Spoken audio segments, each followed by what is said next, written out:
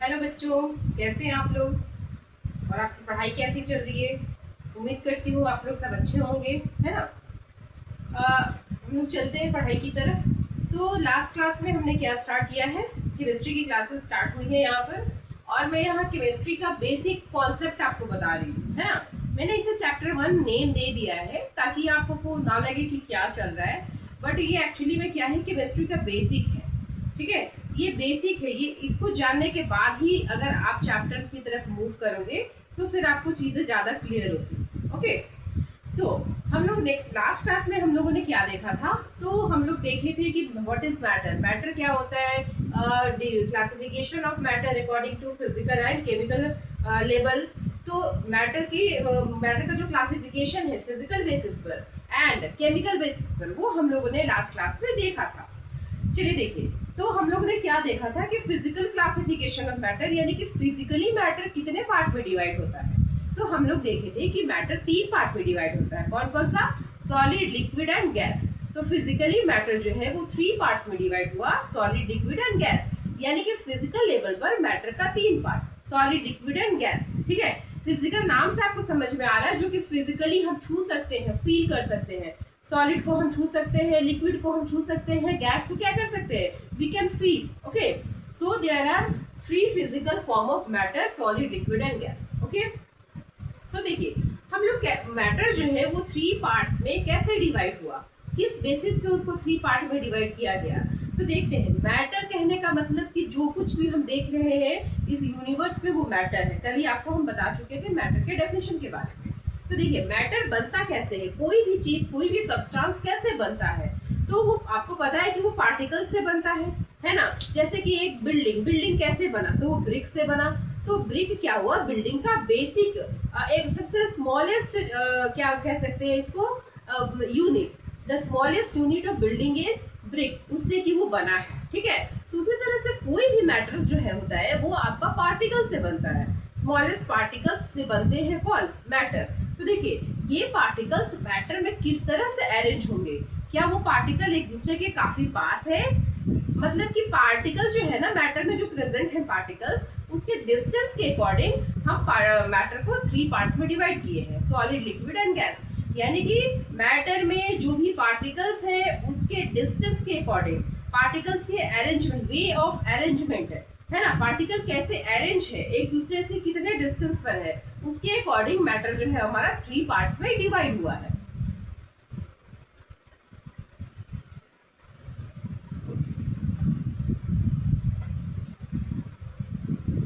तो बात करते हैं पार्टिकल्स की। देखिए ये कोई भी मैटर अगर हम ले लें, कोई भी इस तरह से मैटर ले लें, उसमें पार्टिकल्स होगा, ये छोटे छोटे स्मॉल पार्टिकल्स है। ये पार्टिकल्स कैसे अरेंज है, इनके बीच का डिस्टेंस कितना है ना, क्या ये क्लोजली पैक्ड है या फिर इनके बीच थोड़ा डिस्टेंस है या फिर बहुत दूर दूर है ये। तो इनके अरेंजमेंट के अकॉर्डिंग ही मैटर को 3 पार्ट्स में डिवाइड किया गया, that is called solid, liquid and gas. तो देखिए सॉलिड में जो है ना पार्टिकल्स, मैटर के जो पार्टिकल्स हैं सॉलिड स्टेट में क्या होते हैं, एक दूसरे के काफी पास पास होते हैं। जैसे एक बेंच पर 3 लोगों को बैठा दिया गया है ना, एक बेंच पे 3 लोगों को बैठा दिया गया काफी पास पास। एक क्लास में 10 बेंचेस हैं, उसमें हर बेंच पे 3 स्टूडेंट्स को बैठा दिया गया।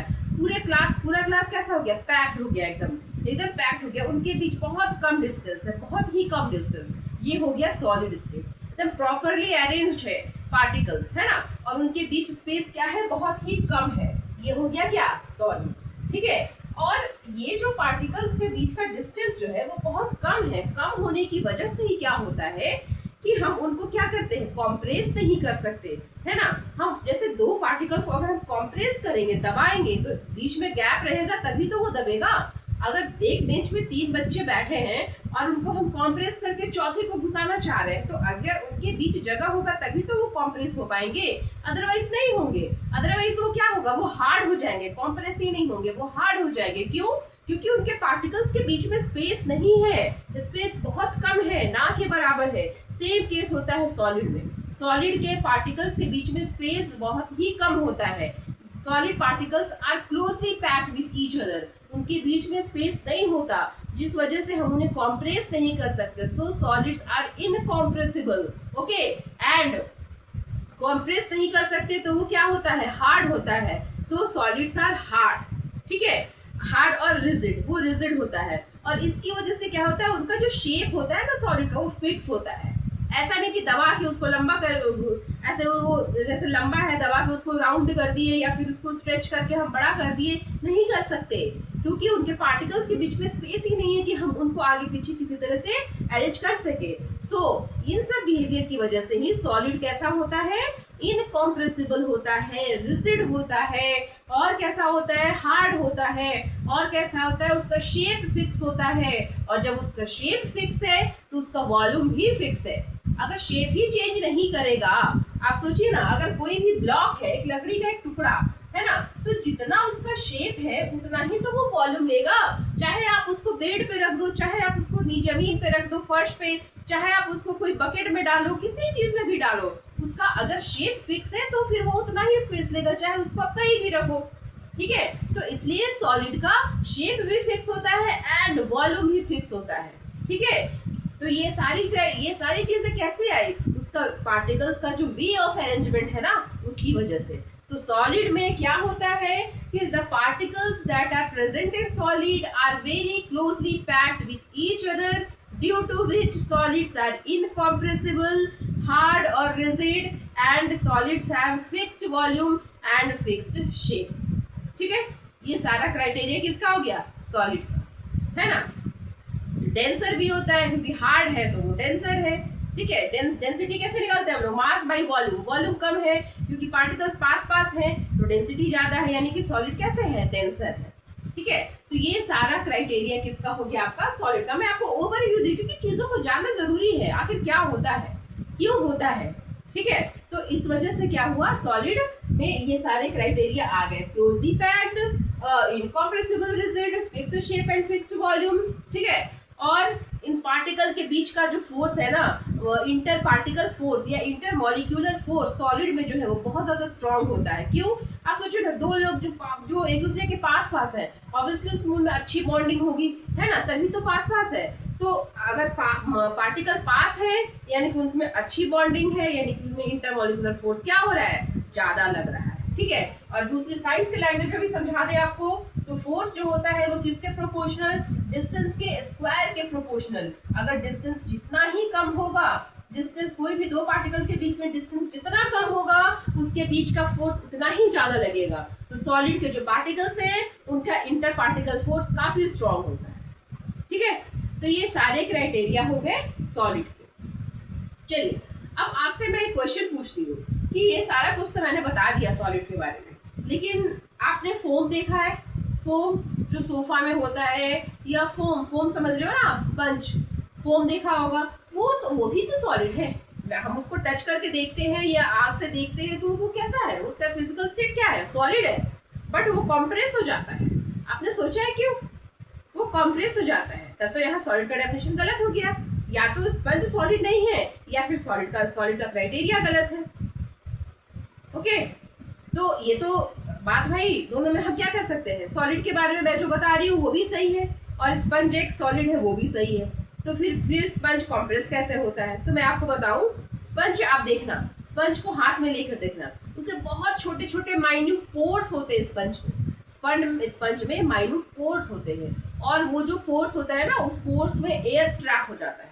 स्पंज जो है उस पोर्स में एयर ट्रैप कर लेता है, और जब हम उसको कॉम्प्रेस करते हैं ना तो वो एयर बाहर निकल जाता है, ठीक है। जब हम उसको कॉम्प्रेस करते हैं तो वो एयर उस गैप से निकल के बाहर चला जाता है, तो उस केस में वो कॉम्प्रेसिबल होता है ना। वो एक्चुअली में कॉम्प्रेस नहीं हो रहा है, एक्चुअली में जो स्पंज का लेंथ है वो वही है, थिकनेस वही है, लेकिन एयर के ट्रैपिंग की वजह से क्या हुआ है वो कि अगर हम उसको कॉम्प्रेस करते हैं एयर बाहर निकल जाता है और हमको लगता है कि वो कॉम्प्रेस हो रहा है, ठीक है, जबकि हकीकत में ऐसा नहीं होता है, ठीक है। ये आपका एक्सेप्शन क्लियर हो गया। दूसरा एक्सेप्शन, रबर बैंड को हम लोग स्ट्रेच कर देते हैं, जबकि मैंने आपको बताया कि सॉलिड को हम स्ट्रेच नहीं कर सकते नॉर्मल कंडीशन पर। अगर हम उसको हीट करेंगे सॉलिड को, तो हीट करने पे तो लोहा भी पिघल जाता है, लेकिन बात यहाँ हो रही है नॉर्मल कंडीशन की। तो नॉर्मल कंडीशन में क्या हो रहा है कि सॉलिड को हम क्या कर सकते हैं, कॉम्प्रेस ये स्ट्रेच नहीं कर सकते, उसका शेप चेंज नहीं कर सकते। जबकि रबर बैंड को क्या करते हैं हम लोग, रबर बैंड को खींचते हैं तो क्या हो जाता है, वो उसका स्ट्रेंथ क्या हो जाता है, वो खींचा जाता है, वो लंबा हो जाता है ना। तो ऐसा क्यों भाई? तो देखिए रबर बैंड में क्या है, रबर बैंड का जो शेप है ना एक्चुअल में उसके जो पार्टिकल्स है ऐसे ऐसे ऐसे ऐसे कॉइल्ड स्ट्रक्चर में रहते हैं, कॉइल्ड रहते हैं, घूमे घूमे हुए से, उसका ऐसा स्ट्रक्चर है, उसका ओरिजिनल स्ट्रक्चर ऐसा है। और जब आप उसी रबर बैंड को खींचोगे ना, स्ट्रेच करोगे, तो ये जो क्वाइलिंग है ना ये अनक्वाइल्ड हो जाएगा, ये अनक्वाइल्ड हो जाएगा, जिससे कि क्या होगा, अनक्वाइल्ड हो जाएगा तो फैल जाएगा, स्ट्रेच हो जाएगा, और फिर हम उसको वापस छोड़ देंगे तो फिर से वो क्वाइलिंग होकर अपने शेप में आ जाएगा, है ना। तो रबर बैंड में जो पार्टिकल है उसका शेप हम कहाँ चेंज कर रहे हैं, वो तो वही है, क्वाइलिंग में भी वो वही था, अनक्वाइल्ड किया तो भी वो वही है, बस वो क्वाइलिंग स्प्रिंग के जैसा था, स्प्रिंग को खींचो तो लंबा हो जाता है ना, कॉम्प्रेस करो तो वापस अपने शेप पे आ जाता है। ये कंडीशन होता है रबर बैंड के साथ। तो ये दोनों आपको लगते हुए कि एक्सेप्शन है, तो मैंने वो भी एक्सेप्शन आपको क्लियर कर दिया कि ये दोनों भी सॉलिड ही हैं और इनमें भी क्या होता है, सॉलिड का ही प्रॉपर्टी अप्लाई होता है। ओके, तो सॉलिड के बारे में आपको सारी चीजें क्लियर हो गई होगी। अब हम लोग चलते हैं लिक्विड में। लिक्विड जो है भैया ये बीच बीच वाले हैं, मतलब कि इनमें सारा कुछ सॉलिड से ज्यादा होता है, गैस से कम होता है। कहने का मतलब है कि लिक्विड के जो पार्टिकल्स है वो एक दूसरे से दूर होते हैं, किसके कंपैरिजन में, सॉलिड के कंपैरिजन में। सॉलिड के पार्टिकल जितने पास होते हैं लिक्विड के पार्टिकल उतने पास पास नहीं होते हैं, वो सॉलिड के कंपैरिजन में लिक्विड के पार्टिकल्स थोड़ा दूर दूर होते हैं, ठीक है। बट गैस से कंपेयर करें तो गैस के कंपैरिजन में लिक्विड के पार्टिकल्स एक दूसरे से पास पास होते हैं। तो लिक्विड में जो भी चीज होगा ना सॉलिड से थोड़ा ज्यादा और गैस से थोड़ा कम होगा, है ना। तो लिक्विड को क्या है, लिक्विड क्या है, कॉम्प्रेसिबल भी है, लिक्विड सॉलिड की तरह हार्ड भी नहीं है, क्योंकि इसका इंटर पार्टिकल डिस्टेंस क्या है, ज्यादा है, इनके बीच में स्पेस है, उसको हम कॉम्प्रेस कर सकते हैं, है ना। उसके बाद लिक्विड का क्या है कि लिक्विड का वॉल्यूम सेम होता है, फिक्स्ड होता है। जैसे कि अगर 1 लीटर आप मिल्क लोगे तो 1 लीटर मिल्क जो है ना वो अगर आप ग्लास में लोगे तो भी 1 लीटर कहलाएगा, बॉटल में लोगे तो 1 ही लीटर रहेगा, जग में लोगे तो भी 1 ही लीटर रहेगा, यानी कि उसका वॉल्यूम चेंज नहीं करेगा। लेकिन लिक्विड का क्या बात है कि ये शेप चेंज कर लेता है, ये जहां जाता है ना उसी का हो जाता है, जिसमें डालेंगे उसी का शेप ले लेता है। सो लिक्विड का क्या होता है, liquid have fixed volume but indefinite shape, है ना। लिक्विड का शेप फिक्स नहीं होता but volume is fixed. Okay, अब हम लोग बढ़ते हैं गैस की तरफ। गैस में क्या है, गैस के पार्टिकल्स बहुत दूर दूर एक दूसरे से काफी दूर दूर होते हैं। आप देखो ना, अगर आप परफ्यूम स्प्रे करोगे इस रूम में तो कहाँ नीचे तक स्मेल जाएगा, काफी दूर तक जाएगा, जहां तक एयर उसको उड़ा के ले जाए। तो गैस के पार्टिकल्स बहुत दूर दूर होते हैं एक दूसरे से, उनको उनको एक दूसरे से कोई लेना देना नहीं, वो अपना एकदम बिंदास होके घूमते रहते हैं, कोई डिसिप्लिन नहीं है उनमें। कोई कहीं बैठा है, कोई जैसे एक क्लासरूम में बड़ा सा हॉल है उसमें 10 लोग, कोई इधर भी घर के बैठे, कोई इधर दो इधर दो इधर दो उधर, मतलब कोई बॉन्डिंग नहीं है उनके बीच में, कोई डिसिप्लिन नहीं है। तो गैस के पार्टिकल्स वही होते हैं, उनके बीच का जो स्पेस है काफी ज्यादा होता है, जिस वजह से गैसेस क्या होते हैं, हाईली कॉम्प्रेसिबल होते हैं। बहुत स्पेस है, जब हॉल में 10 लोग, उनको क्या कर सकते हैं हम, कॉम्प्रेस कर करके एक लाइन में लाके खड़ा कर देंगे। सेम वैसा ही होता है गैस में भी, है ना। अगर आप ये क्या बोलते हैं, गैस के सिलेंडर में गैस क्या होता है, कंप्रेस कर करके 14 केजी 18 केजी गैस को क्या किया जाता है, फिल कर दिया जाता है। तो gases are highly compressible, okay, because the interparticle distance is very very high in gases. So when interparticle distance is high, then उनके बीच का force of attraction क्या होगा, गैसेस में फोर्स ऑफ अट्रैक्शन गैसेस में क्या होगा, डिस्टेंस बहुत ज्यादा है, एक यहाँ एक कोई यहाँ है, एक लंदन में बैठा हुआ है, तो क्या उनके बीच में कोई अट्रैक्शन होगा, नहीं, उनके बीच फोर्स ऑफ अट्रैक्शन काफी कम होता है as compare to solid and liquid. क्योंकि मैंने आपको अभी बताया था कि फोर्स जो होता है ना वो किसके प्रोपोर्शनल, डिस्टेंस के स्क्वायर के प्रोपोर्शनल। अगर डिस्टेंस बहुत ज्यादा होगा तो फोर्स क्या होगा, बहुत कम होगा, अगर डिस्टेंस बहुत कम होगा तो फोर्स क्या होगा, बहुत ज्यादा होगा, ठीक है। तो ये सारा क्राइटेरिया किसका है, गैस का। तो ये 3 फिजिकल स्टेज हो गए किसके, मैटर के, सॉलिड लिक्विड एंड गैस। अब देखिए, अब और क्या कर सकते हैं हम लोग, ये तीनों को हम एक दूसरे में इंटरचेंज कर सकते हैं। इंटरचेंज कहने का मतलब क्या है कि यहाँ सॉलिड है ना, अगर हम उस पर हीट अप्लाई करें, इसमें अगर हम हीट अप्लाई करें तो ये किसमें चेंज हो सकता है, ये लिक्विड में चेंज हो सकता है। लिक्विड में अगर हीट अप्लाई करें तो फिर किसमें चेंज हो सकता है, ये गैस में चेंज हो सकता है ना। क्यों? क्योंकि आपको पता है कि जो पार्टिकल्स होते हैं ना मैटर में प्रेजेंट जो होते हैं पार्टिकल्स, वो कभी भी रेस्ट कंडीशन में नहीं रहेंगे। पार्टिकल्स जो है ना वो एकदम एग्जैक्ट, जैसे आप ही देखो ना, अगर आप बैठते भी हो तो क्या एकदम रेस्ट में हो? नहीं, मूव करता है। आप ब्रीथ कर रहे हो, सोए हुए भी हो तो भी रेस्ट में नहीं हो। उसी तरह से ये जो पार्टिकल्स है ना, ये रेस्ट कंडीशन में नहीं होते हैं, ये मूव करते हैं। अगर वो सॉलिड में है तो वाइब्रेशन कर रहे हैं, क्योंकि उनको मूव करने का जगह ही नहीं है। लिक्विड में है तो थोड़ा जगह है, वो मूव कर सकते हैं, इसलिए लिक्विड फ्लो कर जाता है। और गैस में तो काफी जगह ही जगह है, वो पूरा ही घूमते रहते हैं। ठीक है, तो अगर सॉलिड के पार्टिकल्स भी क्या है, मूव कर रहे हैं, वाइब्रेट कर रहे हैं। अगर हम उनको हीट देंगे, उनको टेम्परेचर देंगे तो क्या होगा? टेम्परेचर देने से काइनेटिक एनर्जी बढ़ती है। एनर्जी बढ़ेगी तो मॉलिक्यूल क्या होगा, एक दूसरे से दूर दूर जाएगा, दूर दूर जाएगा, और फिर वो अपना क्या कर लेगा, स्टेज चेंज कर लेगा। सॉलिड से किस में चेंज हो जाएगा? गैस में। लिक्विड में चेंज हो जाएगा। डायरेक्ट गैस में भी चेंज हो सकता है, क्योंकि कुछ पार्टिकल्स ऐसा होता है, कुछ सब्सटेंस ऐसा होता है जिसको हीट करने पर वो लिक्विड स्टेज में नहीं जाता, वो सीधा चला जाता है कहाँ, गैसियस स्टेज में। उसको हम बोलते हैं सब्लिमेशन प्रॉपर्टी। जैसे कि घर में कपूर जलाते हो, कपूर अगर हम कैम्फर जो घर में जलाते हैं, वो जलने के बाद लिक्विड कंडीशन में नहीं जाएगा, वो सीधा गैस बन जाएगा। सो टेम्परेचर देने के बाद क्या होगा, सॉलिड से लिक्विड एंड लिक्विड से गैस, यानी कि मैटर का फिजिकल स्टेट जो है वो चेंज हो जाएगा। जैसे कि क्लासरूम में अगर स्टूडेंट्स बैठे हैं पास पास, मतलब कि वो इस तरह से अरेंज है कि वो सॉलिड को रिप्रेजेंट कर रहे हैं, है ना।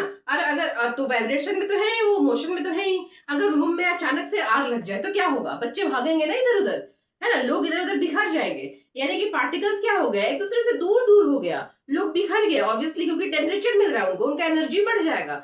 सेम ऐसे ही पार्टिकल्स का टेम्परेचर मिलने के बाद पार्टिकल का काइनेटिक एनर्जी और ज्यादा हो जाता है, जिससे वो एक दूसरे से दूर दूर जाने लगते हैं। जैसे वो दूर जाएंगे उनका फिजिकल स्टेट क्या हो जाएगा, चेंज हो जाएगा।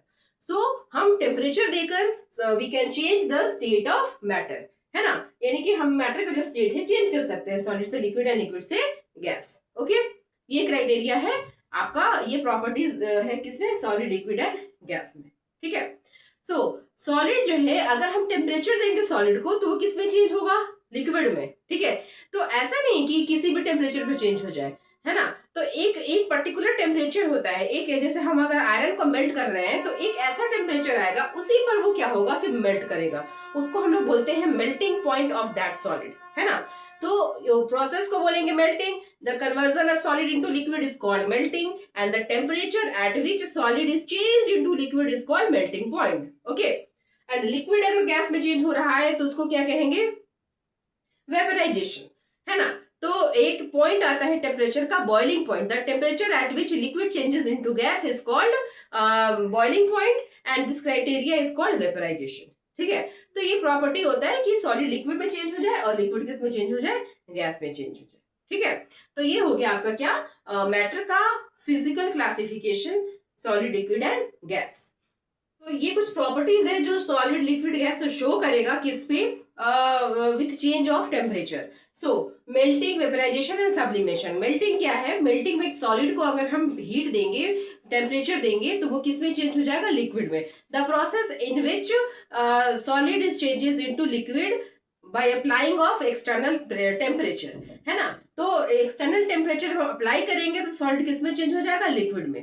तो और ये प्रोसेस में देख रहे हो यहाँ पे सिंबल है ट्रायंगल, इसलिए हीट को रिप्रेजेंट करता है। इसमें हम क्या कर रहे हैं, हीट दे रहे हैं रिएक्शन में। जैसे कि आइस को हीट देंगे तभी वो मेल्ट होके वाटर बनेगा, तो इसमें हम रिएक्शन में हीट बाहर से दे रहे हैं, इसलिए इन सारे रिएक्शन को एंडोथर्मिक रिएक्शन बोला जाता है। ये जितने भी रिएक्शन है ना, ये एंडोथर्मिक है। एंडोथर्मिक कहने का मतलब ऐसा रिएक्शन जिसमें कि बाहर से हीट दिया जाए तभी वो होगा, अदरवाइज नहीं होगा। जैसे चाय बनाना है तो उसको हीट देंगे तभी वो होगा, अपने आप नहीं होगा।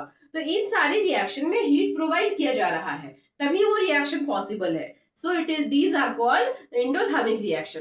लिक्विड को भी अगर हम टेम्परेचर प्रोवाइड करेंगे, हीट प्रोवाइड करेंगे, so liquid is changed into gas at a temperature which is called, this process is called vaporization. और वो टेम्परेचर को क्या बोलेंगे, बॉइलिंग पॉइंट। उसी टेम्परेचर पर लिक्विड किस में चेंज हो जाएगा, गैस में। So the temperature at which liquid changes into gas और liquid state of matter changes into gas state is called boiling point, and this process is called vaporization. Okay, next sublimation क्या है? The process in which solid changes directly into gases when temperature is applied. और ये कुछ substances sublimation property को show करते हैं, जैसे कैफर हो गया, अमोनियम क्लोराइड हो गया, सॉलिड CO2 हो गई, कुछ सब्सटेंस जो है वो सब्लिमेशन प्रॉपर्टी को शो करता है। तो ये सारा क्या हो गया? एंडोथर्मिक रिएक्शन, मतलब ऐसा रिएक्शन जो हीट देने से, टेम्परेचर देने से हो रहा है।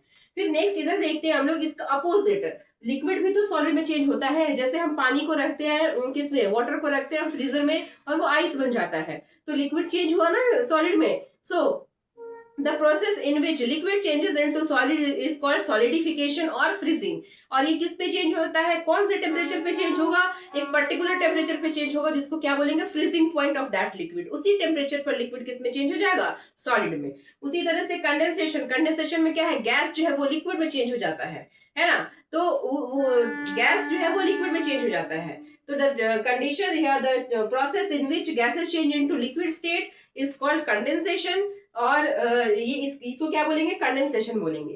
तो देखिए इधर का जो प्रोसेस है ना, इसमें क्या हो रहा है? हीट बाहर रिलीज हो रहा है। जैसे कि water at 25 degree Celsius water क्या होगा?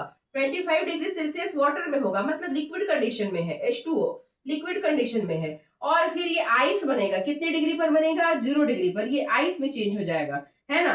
H2O आइस में चेंज हो जाएगा। तो ये बाकी का टेम्परेचर कहाँ गया? 25 डिग्री सेल्सियस टेम्परेचर कहाँ गया? बाहर गया, है ना?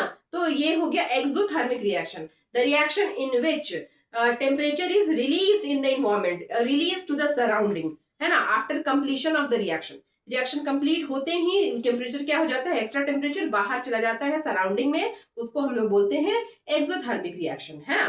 फ्रिज को आप छू कर देखना, वो गर्म लगता है, हीट लगता है, क्यों? क्योंकि ये टेम्परेचर बाहर ही तो जा रहा है। 25 डिग्री सेल्सियस टेम्परेचर निकला, तभी तो वाटर से क्या बना? वो आइस बना। So these are called exothermic reaction in which temperature or heat is released out to the surrounding, and these are called endothermic reaction in which temperature or heat is supplied to the reaction to be happen. Reaction होने के लिए temperature या heat को देना पड़ेगा, और इसमें reaction होने के बाद extra heat और temperature बाहर atmosphere में release हो जाएगा. So these are called exothermic reaction. Okay? तो ये complete हो गया आपका क्या? Physical classification of matter and उनके सारे प्रोसेस। ओके, नेक्स्ट वीडियो में हम लोग देखेंगे केमिकल क्लासिफिकेशन ऑफ मैटर, उसमें क्या क्या है, प्योर सब्सटेंसेस, मिक्सचर और जो भी चीजें हैं वो हम लोग नेक्स्ट वीडियो में देखेंगे, है ना? आप चाहो तो स्क्रीनशॉट ले लो, आप नोट्स बना लो, या फिर वीडियो को ध्यान से देखो, जो जैसे भी आपको करना है करो। कॉन्सेप्ट वाइज यहाँ सारे कुछ पढ़ाया जाएगा। उम्मीद करती हूँ कि आज का क्लास आपको समझ में आया है। कोई भी डाउट है, कोई भी कॉम्प्लीमेंट है आपका, आप कमेंट बॉक्स में मुझे बता सकते हैं। ओके, सो बच्चों मिलते हैं हम लोग नेक्स्ट वीडियो में, तब तक के लिए thank you, have a nice day.